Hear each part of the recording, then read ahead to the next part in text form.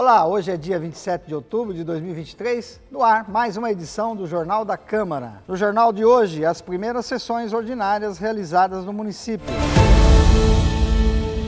E o que os vereadores falaram durante as sessões dessa semana? Se você perdeu, vai ficar sabendo aqui, direto da redação, as últimas informações do Legislativo. Dia 28 é dia do servidor público. Tem matéria especial para celebrar a data. E ainda tem muito mais informações para você. Tempo, vagas de emprego, radares, tudo isso em alguns instantes, aqui no Jornal da Câmara.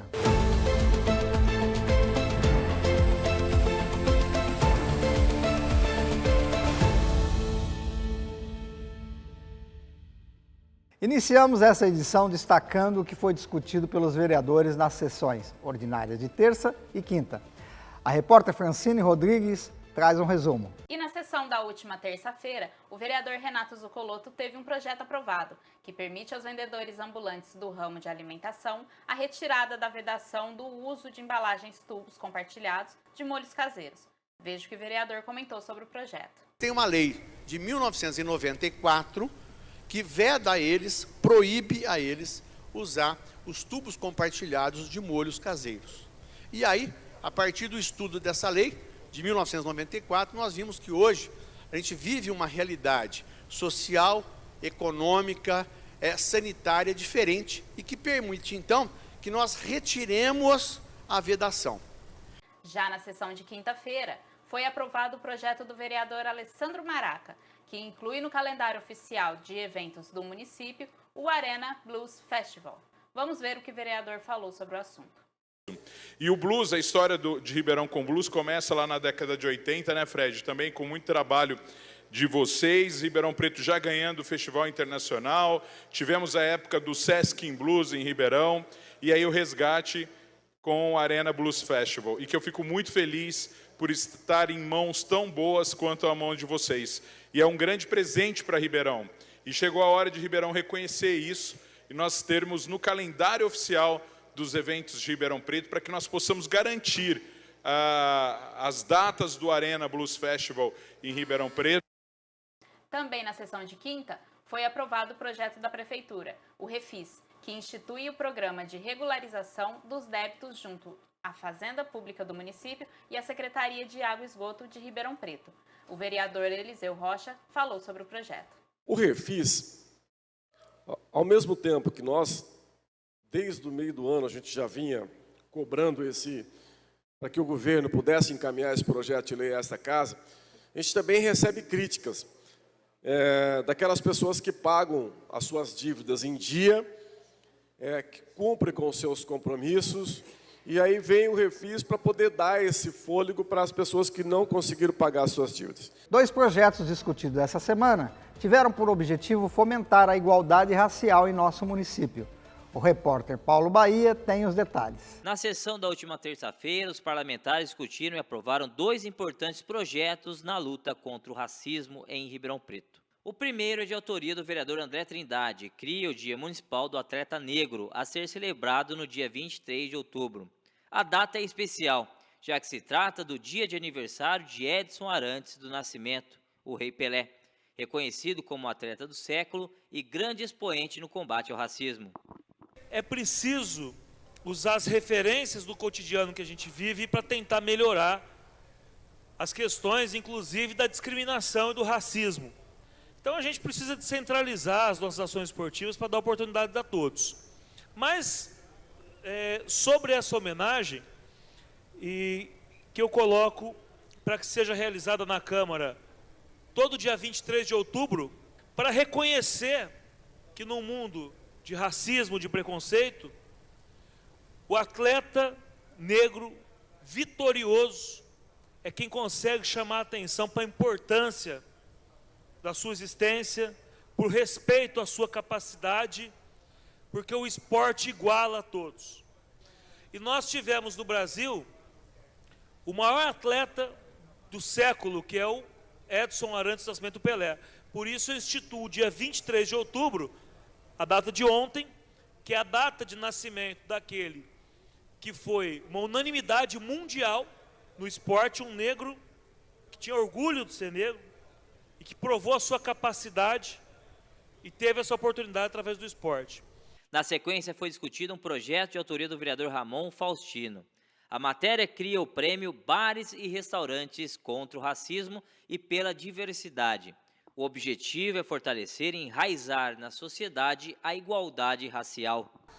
A gente propõe esse prêmio Restaurantes e Bares contra o Racismo e pela Diversidade a partir da Comissão de Igualdade Racial e da pessoa com deficiência aqui da Câmara, e para tentar dar conta, combater o racismo, a homofobia, LGBT-fobia promovidas por espaços comerciais do ramo de alimentação, os restaurantes e bares, sobretudo por trabalhadores ou por violências da própria casa.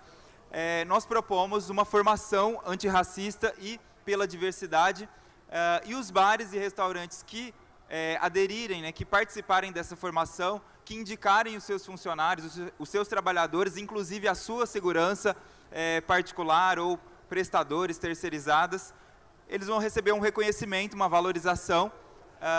Então, a partir dessa formação, eles serão reconhecidos aqui pela Casa, pela Comissão de Igualdade Racial.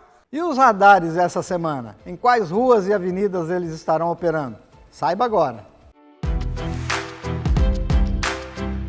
Radares da semana, começando pelo sábado, dia 28, com limite máximo permitido em 60 km por hora nas avenidas Marechal Costa e Silva, Luiz Galvão César, Presidente Vargas, Antônia Mugnato Marinsec e Professor João Fiuza. Na Maurílio Biagi, o limite máximo é de 70 km por hora. Na segunda-feira, dia 30 de outubro, com limite em 60 km por hora nas avenidas Thomas Alberto Watley, Presidente Vargas, Luiz Galvão César, Marechal Costa e Silva, Costábile Romano. Na Maurílio Biagi, 70 km por hora. No dia 31, com limite máximo permitido em 60 km por hora nas avenidas Marechal Costa e Silva, Presidente Vargas, Luiz Eduardo Toledo Prado, Heráclito Fontoura Sobral Pinto, Presidente Kennedy. Na Maurílio Biagi também teremos radar e a máxima permitida 70 km por hora. No dia 1º de novembro de 2023, os radares estarão com limite máximo em 60 km por hora nas avenidas Marechal Costa e Silva,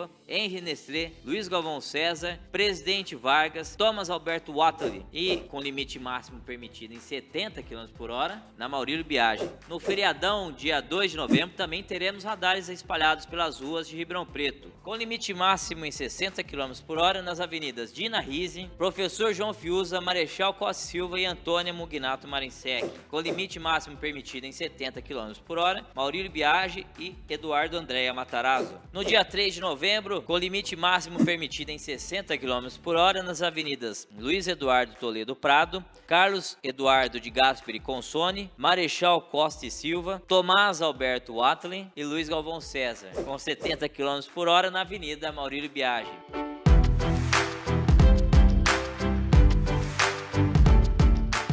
E agora vamos de previsão do tempo. O repórter Paulo Bahia tem as informações. De hoje até segunda-feira, dia 30, as máximas chegam até os 31 graus e as mínimas 16 graus, com pancadas de chuva que podem ocorrer durante o dia e também à noite. Já de terça a sexta-feira, as máximas chegam aos 28 graus e as mínimas 18 graus, com pancadas de chuva durante a tarde e também à noite. Vamos para o primeiro intervalo. Retornamos. Não saia daí.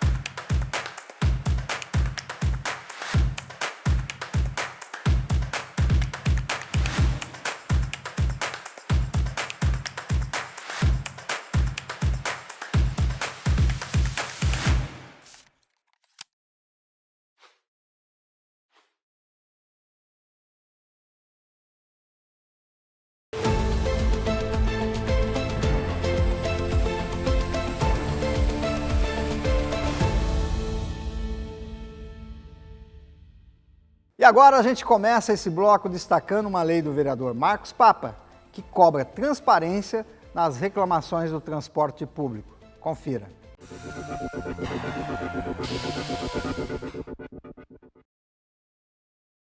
Transporte público é um dos principais vetores de desenvolvimento e de qualidade de vida de uma cidade.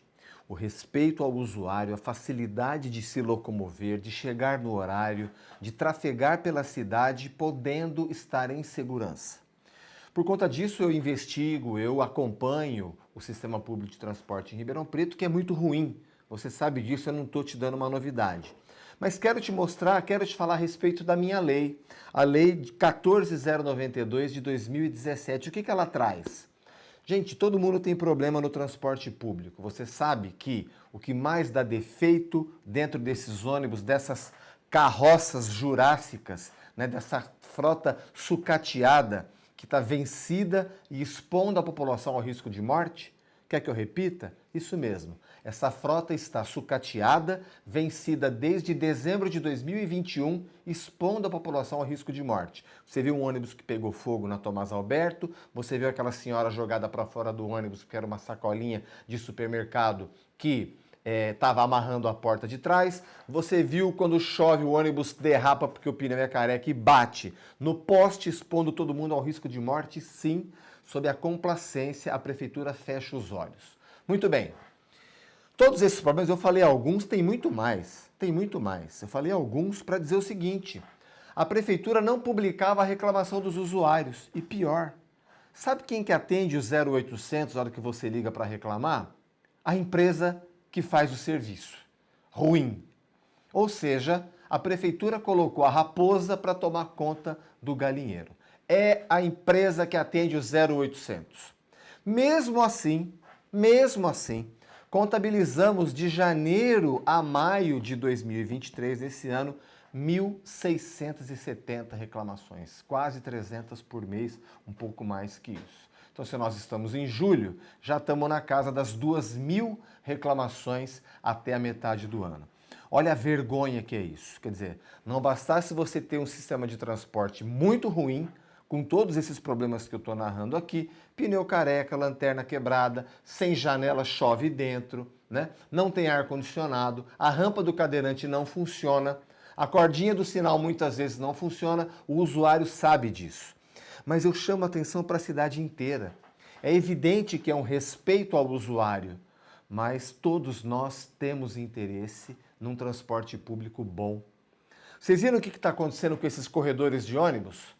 Gastaram milhões nos corredores de ônibus que estão vazios e nas faixas de trânsito engarrafamento. Ficou ruim para todo mundo. Por quê? Porque a prefeitura quis fazer primeiro as obras. O dinheiro estava no banco. Toca as obras, foi a ordem da prefeitura. Depois conversamos sobre a política de mobilidade. E o transporte público é esse fracasso.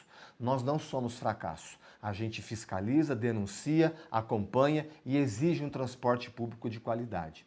Essa lei, então, ela manda publicar. Tem que ser meio gênio de internet para achar. Você tem que entrar no site da prefeitura, depois da Transerp e achar um nominho bonitinho que está lá, relacionamento com o usuário. Relacionamento nada, é reclamação. E que a prefeitura é culpada de ainda ter esse telefone, a empresa atendendo. É o Prorbano que atende. Para, né? De novo, colocaram a raposa para tomar conta do galinheiro e essa administração está adorando, porque não tem que receber a reclamação como ela é feita. Então nós vamos continuar acompanhando, né? Nós vamos continuar acompanhando. A prefeitura deveria fazer outra coisa e não faz, que é acompanhar como é o ambiente de trabalho dos motoristas. Vocês se lembram quando eu fiz a denúncia, a reclamação de que havia barata na geladeira e no armário dos motoristas? Você se lembra quando aqui no Terminal Evangelina havia a chave do banheiro dos motoristas não era muito boa, os moradores em situação de rua arrombavam para poder usar o banheiro? Só que o motorista às vezes tem 5 minutinhos para tomar uma água e fazer um xixi, ele encontrava aquele banheiro horroroso. Olha o estresse que esse profissional vai para o trabalho com temperatura de Ribeirão na casa dos 40 graus muitas vezes. Nós estamos no inverno e agora a temperatura está 30, apesar dessa frente fria que veio para Ribeirão. Então, esse cuidado com o transporte público é evidente que é em respeito ao usuário, mas a cidade inteira vai ser beneficiada quando nós tivermos um transporte público decente. A população não quer de graça, ela paga uma tarifa cara e tem um serviço muito ruim. Vamos relembrar a questão dos pontos de ônibus. Quase 3.000 pontos de ônibus e apenas 900 com banco cobertura. Sabe quanto custa aqueles pontos de ônibus lindos de São Paulo, Rio de Janeiro, Medellín, Bogotá, Maringá, Curitiba? 0, porque uma publicidade faz o custo do ponto de ônibus com banco, cobertura e iluminação à noite, que para a segurança é muito importante, e sobra milhões de reais para subsidiar o preço da tarifa. Por isso que em algumas cidades brasileiras a tarifa é menor que Ribeirão e o transporte público é muito melhor.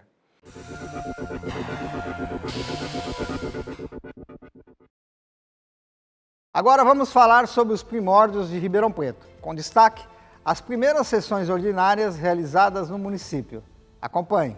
No próximo ano, ano que vem, 2024, a Câmara completa 150 anos. 150 anos de Câmara Municipal. Olha só, ela foi instalada, a primeira sessão ordinária da Câmara aconteceu no dia 13 de julho de 1874. Já é quase uma efeméride, a gente estava falando de efemérides no bloco anterior, no dia 13 de julho tivemos a primeira sessão ordinária da história da nossa cidade. A primeira sessão ordinária da nossa história. Naquela época foram eleitos 7 vereadores, né? Lembrando que não eram todas as pessoas que votavam, né? A gente vivia o império, né? A monarquia. Então tinha alguns requisitos, né? Os eleitores. Então tinha que ser maior de 25 anos, né? Para poder votar. Tinha que fazer prova de renda. Então, eram só os ricos, né, na verdade. Tinha que ter ali mais de 200 mil contos de réis como renda, né, como patrimônio, para ter o direito a voto. Só os homens e só os homens brancos, né. Foi eleito o vereador mais votado, João Gonçalves dos Santos, né. Ele teve 209 votos na época. Né? Hoje em dia não elege nada em Ribeirão Preto, você vê o tamanho que a nossa cidade atingiu. Não, é verdade. E ele, por ter sido o vereador mais votado pela população, a regra na época qual era? O mais votado pela população era o presidente da Câmara e o administrador da cidade. Então, ele é considerado o nosso primeiro prefeito. Né, presidente da Câmara, era a junção do Legislativo com o Executivo. Na época, né, Paulo, a gente não tinha da monarquia a separação dos poderes. Então, os vereadores, eles exerciam a função administrativa também, executiva, né, que hoje é do prefeito. Então, eles foram os responsáveis em formar a cidade, em construir Ribeirão Preto, né? Então, eles tinham essa função. Por isso, o vereador mais votado na época era o administrador da cidade. E a cidade naquela época, ela era restrita ao que a gente chama hoje de quadrilátero central. Quadrilátero central, né? A primeira igreja matriz da cidade, né, chamada de Matriz São Sebastião do Ribeirão Preto, ela foi construída exatamente ali aonde é a fonte luminosa da Praça 15. Depois, no início de 1900, ela foi demolida, né, para ampliar a praça. E aí, depois, a gente teve a construção da catedral da cidade, né? Então, a cidade era restrita ali. E a Câmara, na época, ela não tinha um prédio próprio. Os vereadores se reuniam nas suas próprias casas, né? A gente tem registro de que houve a locação de um imóvel ali na Viscondinha 1, com a Visconde do Rio Branco, aonde aconteceu a primeira sessão dos vereadores. Era um aluguel, não era uma sede fixa. Não era uma sede fixa. A primeira sede fixa da Câmara mesmo foi no prédio Cadeia Câmara, que a gente fala, ali na Cerqueira César. Entendi. Né? Mas antes, a Câmara as reuniões aconteciam nas casas dos vereadores. A gente tem registro disso. A primeira sessão aconteceu nesse prédio, na Cerqueira César, na Viscondinha 1 com a Visconde do Rio Branco, na verdade, que era a casa do João Gonçalves dos Santos. No dia 13 de julho. 13 de julho. Estamos aí completando mais um aniversário daqui a pouco Isso dessa aí. primeira reunião. 149 anos. O esse marco ano. do início dos trabalhos legislativos na nossa cidade. Isso aí. E aí a gente já está com a comissão do arquivo se reunindo para preparar o Teremos próximo um evento? ano, né? A gente está construindo ainda como é que vai ser feito, Interessante. né? Mas a gente precisa, né, comemorar aí os 150 tem que ser anos. relembrado. É a Tem casa que ser do povo, né? relembrado, é a casa do povo. São os representantes aqui do povo. Continuando a falar da história da nossa cidade, vamos contar sobre as ruas de Ribeirão Preto. Começando pelas ruas General Osório e Duque de Caxias.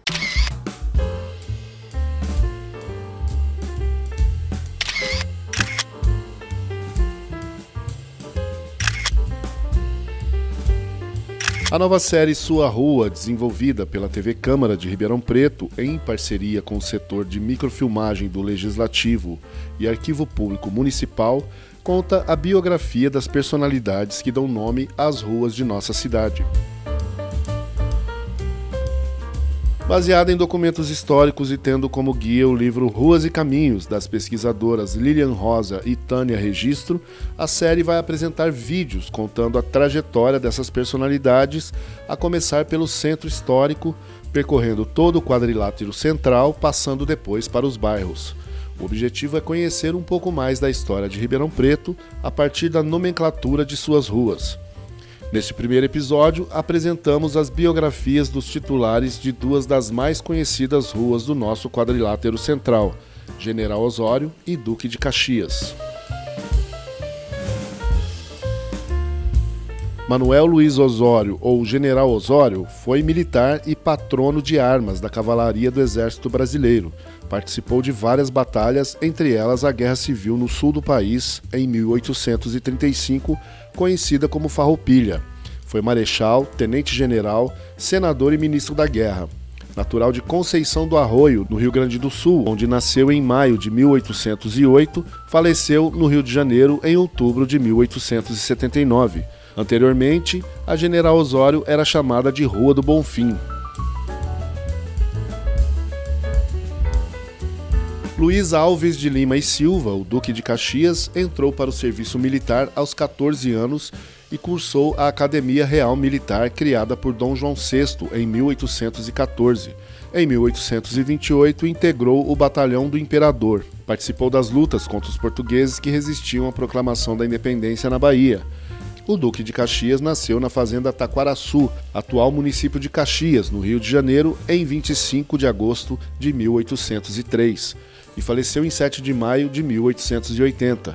Em sua homenagem, o Dia do Soldado é comemorado no dia 25 de agosto. Anteriormente, a Duque de Caxias era denominada Rua 4 de Junho.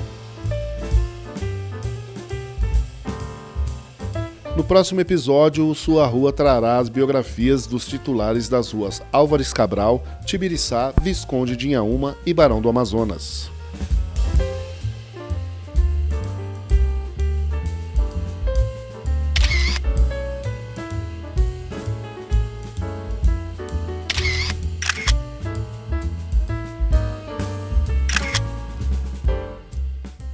E você sabe o que é e como funciona uma sessão ordinária? Nós vamos explicar para você.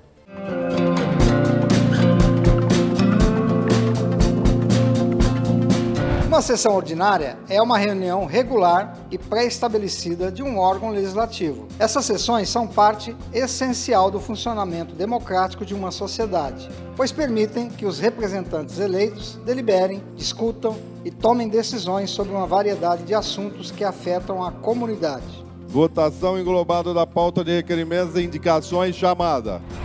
Durante uma sessão ordinária, uma ampla gama de assuntos pode ser abordada. Isso inclui discussões sobre projetos de leis, políticas públicas, orçamento, serviços municipais, questões sociais, econômicas, educacionais, de saúde e muito mais. A diversidade de temas reflete a complexidade da administração pública e a representatividade dos interesses da comunidade. Reaberta a presente sessão chamada regimental.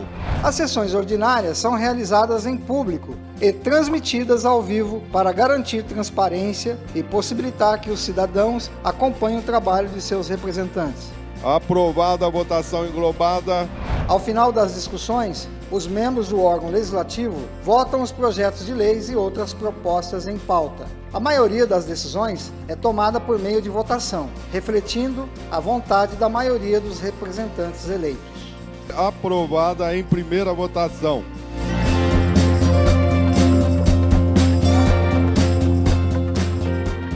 Agora um rápido intervalo e na sequência o bloco final do Jornal da Câmara.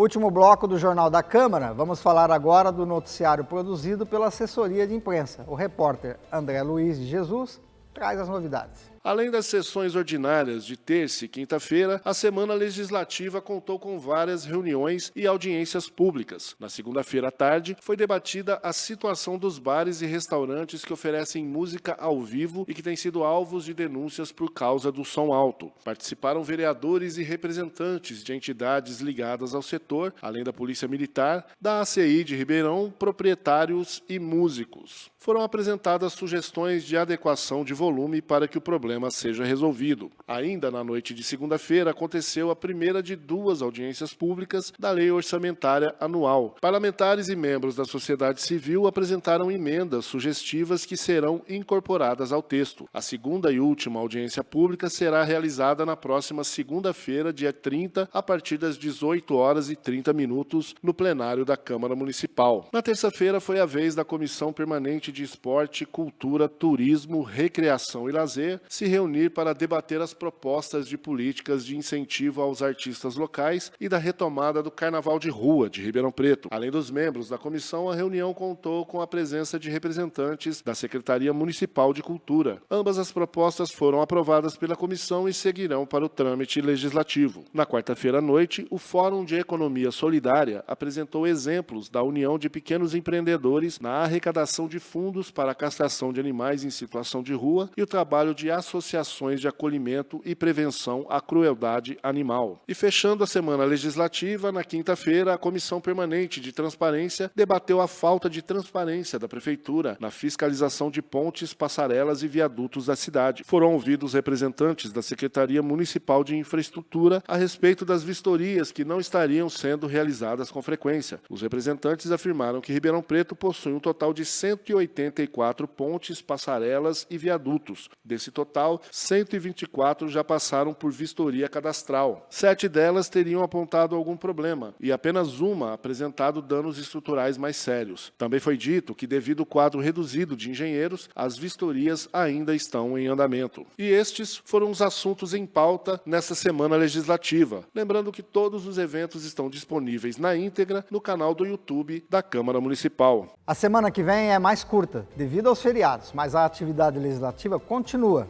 Confira a agenda da próxima semana. Lembrando que ela está sujeita à alteração.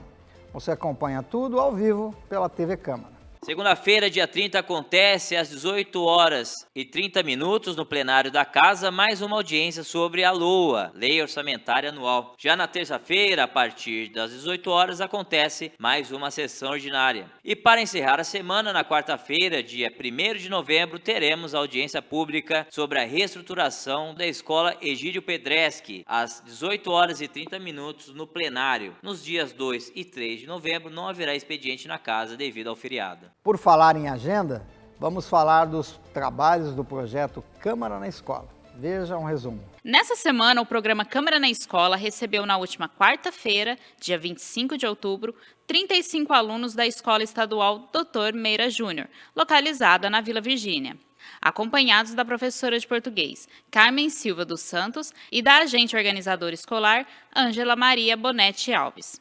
Os alunos do 6º e 7º anos da escola participam do projeto Expresso Turístico, eletiva que tem o objetivo de promover os estudantes conhecimentos conceituais de atividades voltadas ao turismo, por meio de diversas situações e experiências, para que assim consiga ter um olhar crítico e senso de preservação do patrimônio público. Os alunos foram recepcionados pelo vereador Lincoln Fernandes, no plenário da Casa de Leis, que respondeu às dúvidas e questionamentos dos estudantes. O vereador revelou ainda que foi aluno da escola e relembrou momentos que foram marcantes na trajetória de sua vida pessoal e profissional.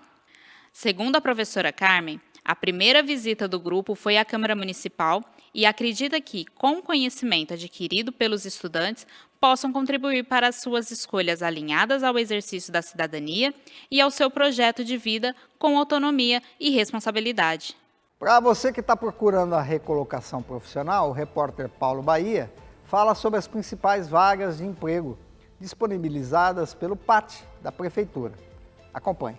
As vagas de emprego disponíveis para a semana são as seguintes: agente de reciclagem de materiais, ajudante de motorista, ajudante de obras, atendente de padaria, balconista masculino, borracheiro auxiliar, caldeireiro montador, chefe de serviço de limpeza, costureiro em geral, eletricista de instalações, funileiro de veículos, instalador de equipamentos de comunicação, manobrista, motorista entregador, nutricionista, operador de caixa, recepcionista, soldador, subgerente de loja, vendedor interno. As vagas estão disponíveis no PAT da Prefeitura Municipal de Ribeirão Preto. Sábado, dia 28, é dia do servidor. Nós da TV Câmara preparamos uma homenagem para todos esses profissionais que dão o seu melhor para atender a população.